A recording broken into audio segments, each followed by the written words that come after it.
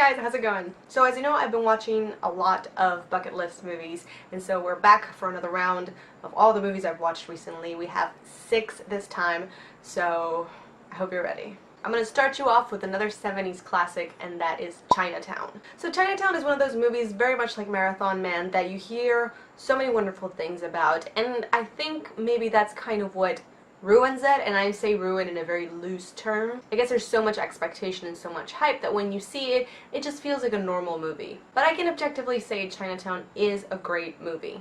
I just think I hyped it up too much for myself, and so now I don't really feel anything particularly special towards it. It stars Jack Nicholson looking fantastic and being great as he always is, and Faye Dunaway, and if you don't know her from all of her classic movies and from being a total babe in the 70s, she's the woman who recently ruined the Oscars by mentioning La La Land as the best picture instead of Moonlight. But that's neither here nor there. Chinatown is about a private detective that is played by Jack Nicholson, who was hired by this woman to follow her husband because she thinks he's having an affair. He does as he is instructed, but then the real wife comes to his office saying that she never hired him and now her husband is dead. And in the whole mess of lies here, there's a lot of corruption, deceit, and secrets that Jack Nicholson's character is now trying to uncover. It's the kind of movie that goes from a very, very simple task to something that's very humongous, and it involves the state, it involves very important people, it involves mafias.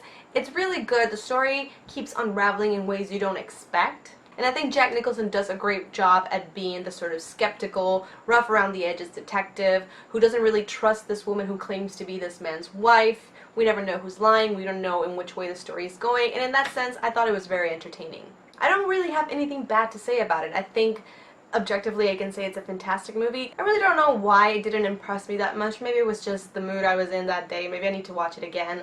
I would recommend it. It's just not a movie that left like a long-lasting impression on me. Let's just move on. The next movie I watch is Buffalo 66, starring Vincent Gallo, directed by Vincent Gallo, and written by Vincent Gallo. Is there any other way? Also, Christina Ricci is in it. So Billy has just been released from prison. He's going to go visit his parents for the first time with his wife. The problem is he is not married. So in a way to show that everything is fine and he married a wonderful girl, he kidnaps Christina Ricci's character and takes her to his house, and she has to pretend to be his wife. Also, she's like 16, I think, in this movie. I don't know Christina Ricci's age, but the character is like 16. I think we know very well how these movies goes, where we pretend to be a couple but we're really not, but then because we're pretending to be a couple, we kind of fall in love. I'm not gonna say this is what happens, it's a little bit more complicated than that. What I will say is that I thought this was the main story of this movie, and it's not. It's like the first, I don't know, maybe 40 minutes of the movie when they are in his parents' house and do the whole we're a married couple thing. The rest is a little bit better. You get to know Billy's character a bit more. He's just so abrasive and angry in the very beginning that it's nice to see other layers to him that are being slowly peeled away by Christina Ricci. But overall, I found the movie to be incredibly narcissistic. There's just something about Vincent Gallo that I find, like, I am such an artist and this is what I do and look how much pain and indie my films look. I don't know, I'm not a big fan of him. The movie was good. I don't think it was perfect. There's some scenes that are very lovely. The cinematography was really nice even though it was simple. It's alright. It's not my favorite movie. It was fine. The next movie I saw is what many people call Tim Burton's only great movie. And if that is the case, I'm not even sure that's very accurate. I think everybody pretty much knows the story of Edward Scissorhands. He's a guy with scissor hands who lives in some castle near a very suburban neighborhood. He's taken in by a very normal family, if you can call them normal. And so he basically becomes a freak of the suburban area, but he has his uses and people accept him, some people don't accept him. Winona Ryder falls in love with him here and in real life.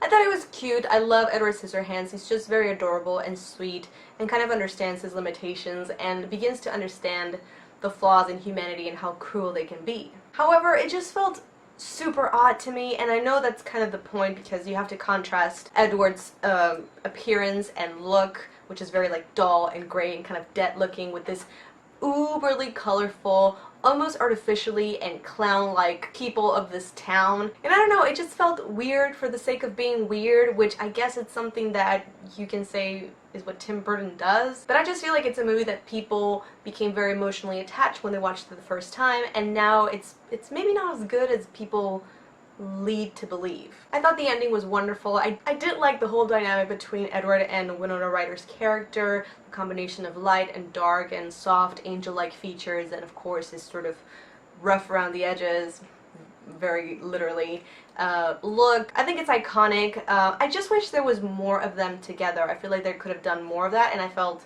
the movie was going to lead towards that, but it's not so much that as it is Edward interacting with absolutely everybody else in this neighborhood. So I kind of was left wanting a little bit more of that, but what are you gonna do? The next movie I saw on this list is Martin Scorsese's wonderful film Raging Bull, starring Robert De Niro. Shocker. Now, this is where things get tricky, because I can understand why people like Raging Bull, I can understand why it was incredible in its time, and I can understand that the choreography and boxing scenes are fantastic. I get it. Martin Scorsese is a great director. But you also have to admit that Martin Scorsese only tells one story, maybe sometimes a little bit different, but if it's not the story about a man that comes from way below in New York City and has a first wife and then has his little partner next to him and then has his second wife who is a blonde and is hot, and let's face it, that's always the case because he takes it after Alfred Hitchcock, who loves his blondes. But the women don't matter in Martin Scorsese's stories because really, it's all about the bromance between the main character and the secondary character and how they portray each other, but how they love each other and how overall pride will ruin your life. And I've just summarized every Martin Scorsese movie you've ever needed to see.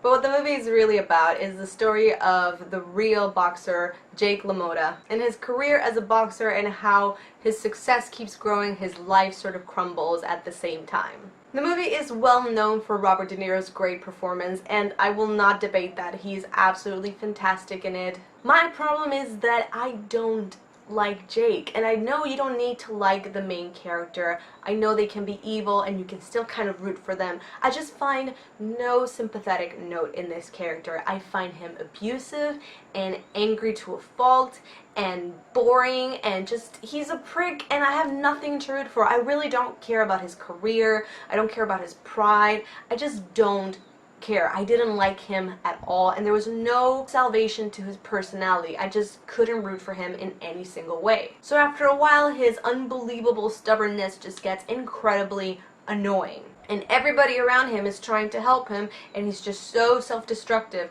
and he's just so angry and so paranoid about everyone around him that there's just one point where I disconnected from the story and I really didn't care how things ended up. Not to mention that you can constantly see the same themes and tones that Martin Scorsese keeps beating into every damn movie that he cannot condense into a 2-hour film, or even less, God forbid. It has to be a 3-hour freaking long film about a guy who just sucks. I have a friend who's gonna really hate me for saying all of this. Also, I kind of really hate that Martin Scorsese has gone on the record saying he hates boxing, and even after he made the film, he just doesn't get it. I know that shouldn't bother me, but it kind of does. It felt like he made this movie because Robert De Niro felt very compelled about this man, and so Robert De Niro and Martin Scorsese doing movies once again. I know my anger towards this movie is irrational, and I know it's a great movie. It's just not something that I don't know, I think people talk way too much about it and talk way too much about Robert De Niro being fantastic, and while he is, I think putting on 60 pounds because we went to Italy and had a lot of pasta is not great acting. It's just what rich people do.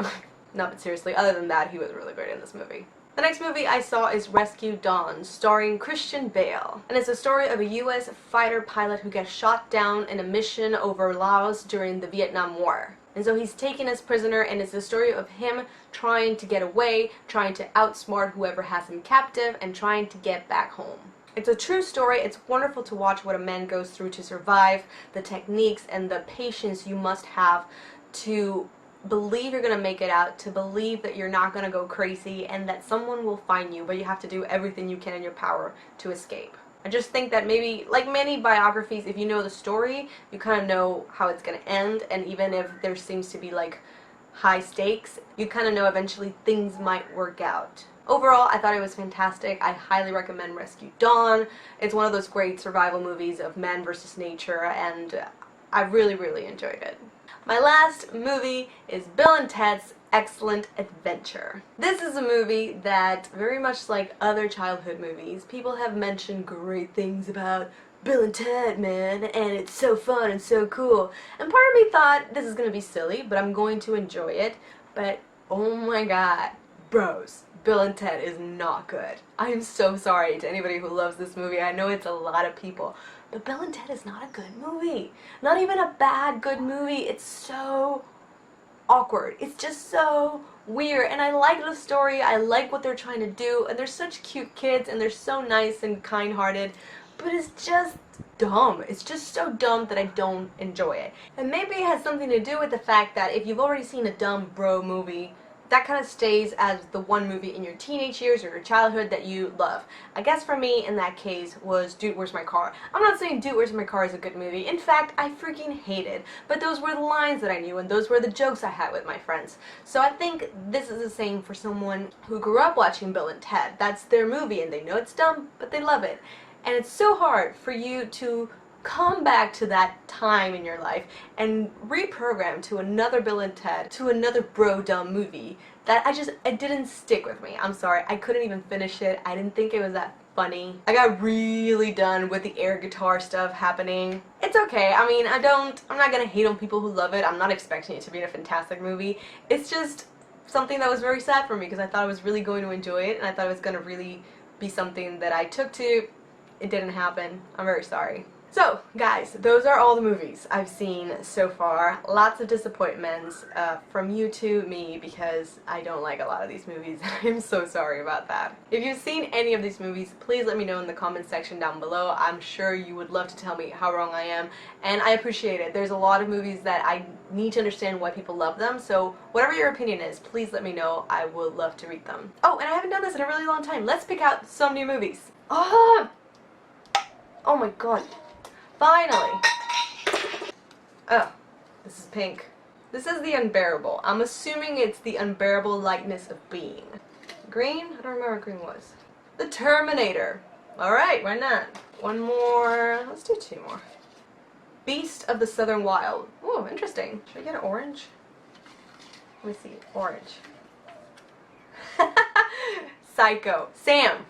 This is for my friend. Sam, look. Sam. Can you see it? Can you see it, Sam? It's happening. We have a podcast called Now Conspiring, and Sam, my friend, always tells me that I need to watch Psycho. So here you go, Sam. There you go. I'm gonna watch Psycho. You happy? Anyway, those are my 4 choices for next week, next month. I don't know. Whenever we watch them, I'll probably add some more as well. If you've seen those movies too, let me know. But guys, that's everything for now. Thank you so much for watching, and I will see you on our next video. Bye!